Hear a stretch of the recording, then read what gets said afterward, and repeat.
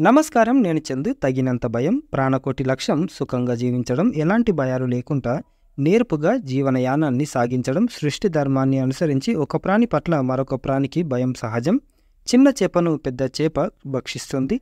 సాధు జంతువులను క్రూర మృగాలు చంపుతాయి. ప్రాణాల మీదకు వచ్చినప్పుడు జీవుల్లో భయం నెలకొంటుంది. మనిషిలో భయం కేవలం ప్రాణ సంకటం వల్ల కలిగే వికారం కాకపోవచ్చు. వ్యవహారాలలో లోటుపాట్ల వల్ల కూడా భయం కలుగుతుంది. సాధారణ జీవిత పరిధిలో మనిషిలో ప్రతి క్షణం కొన్ని భయాలు మొలకెత్తుతాయి. ఏ ముప్పు లేకపోయినా అనవసర భయాలు బాధిస్తాయి. మనసులో తేలే వ్యతిరేక భావాలు మనిషిలో భయాన్ని సృష్టిస్తాయి. భౌతిక చట్టాలకు భయపడి చాలామంది నిజాయితీగా జీవిస్తారు. కొందరు పౌర చట్టాలను పట్టించుకోకపోయినా దైవభీతితో నీతి పాటిస్తారు. ఎలాంటి పాపాలు చేయకుండా జీవితం గడుపుతారు. క్రమంగా అది అలవాటుగా మారి వారి జీవితాలు సత్వ గుణశోభితమవుతాయి. భయం ఒక విపరీత మానసిక పోకడ. అది లేకుండా ప్రాణకోటికి మనుగడ లేదు. మరి భయంతో జీవిస్తే జీవితం ఎలా అర్థవంతమవుతుంది?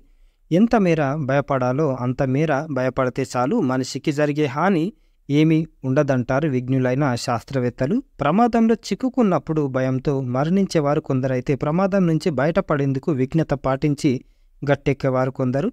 ఆధ్యాత్మిక జీవనం భయాన్ని జయించడానికి ఉపయోగపడే గొప్ప సాధన అన్నది పెద్దల మాట. మానసిక పరిణతితో సాధన వల్ల ఏర్పడే నిర్భీతి వల్ల భయం దానికదే నశిస్తుంది. భయాన్ని జయించే ఉపాయం ఆధ్యాత్మిక సాధనే అన్నది కాదనలేని మాట. భగవంతుడిపై భక్తి పెంచుకొని ఆత్మ నిర్భర స్థితిలో జీవించినప్పుడు సాధకుణ్ణి ఎలాంటి భయాలు బాధించవు. ఒక విజేతకు తాను సాధించిన స్థానం చెదిరిపోతుందని భయం. సౌందర్యవంతులకు వయసు మీరే కొద్దీ అందం తరిగిపోతుందన్నది భయం.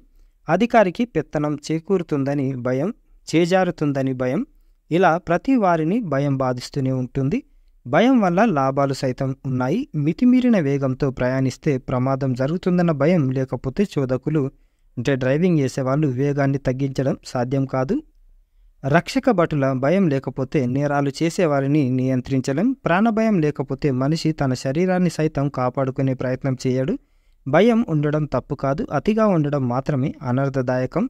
లోకంలో నీతిమంతులు భయపడవలసిన అవసరం ఎంతమాత్రం లేదు. నీతిమంతమైన జీవనం సాగిస్తే ఎవరికీ భయపడే అవసరం ఉండదు అని గోపాలుని రఘుపతిరావు గారు రాసిన అంతర్యామి ఇది.